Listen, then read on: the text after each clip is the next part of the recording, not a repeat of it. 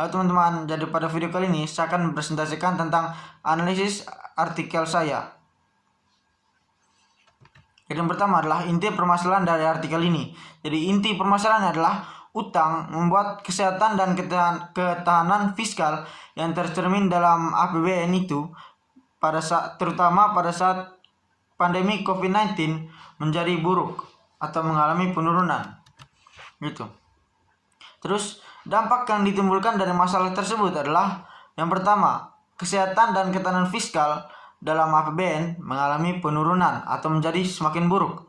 Lalu yang berikutnya adalah peleburan defisit pada produk domestik bruto atau PDB, di mana peleburan ini terjadi hingga 6,34% karena dinilai kurang berkualitas. Lalu berikutnya adalah faktor-faktor penyebab dari masalah tadi itu. Faktor yang pertama adalah tentu saja karena adanya utang. Utang yang dimaksud sini bukan rasa utang, tapi ketidakbecusan pemerintah dalam melunasi utang atau membayar cicilan utang. Terus yang faktor berikutnya adalah karena shortfall penerimaan pajak atau pajak yang jatuh tempo, di mana contohnya itu adalah seharusnya pajak itu diterima hari ini, tetapi mereka membayarnya besok. Seperti itu. Ini sudah menjadi kebiasaan hampir 5 tahun belakangan ini. Terus yang terakhir adalah karena realisasi penyerapan anggaran program pemulihan ekonomi nasional atau PN yang minim, di mana PN yang seharusnya anggaran PN yang seharusnya dilakukan untuk pemulihan ekonomi nasional malah digunakan ke hal lain, seperti itu. Hal berikutnya adalah hubungannya dengan APBD.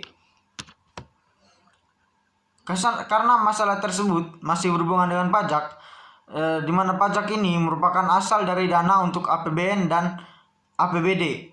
Selain itu, pajak juga merupakan asal dari uang untuk membayar utang negara. Jadi karena masalah ini berhubungan dengan pajak, maka otomatis masalah ini juga akan berhubungan dengan APBD. Seperti itu.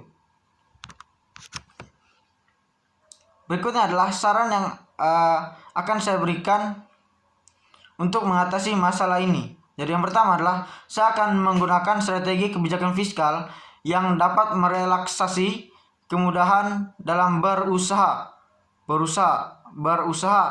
dengan berbagai insentif fiskal, seperti itu. Sehingga hal tersebut menciptakan pertumbuhan ekonomi yang lebih sehat. Lalu kemudian saya juga akan segera meningkatkan penerimaan pajak dengan perluasan basis ke depan agar daya tahan APBN bisa kokoh di masa mendatang. Seperti itu. Ya, sekian saja dari saya atas perhatian dan kesempatan yang diberikan. Terima kasih.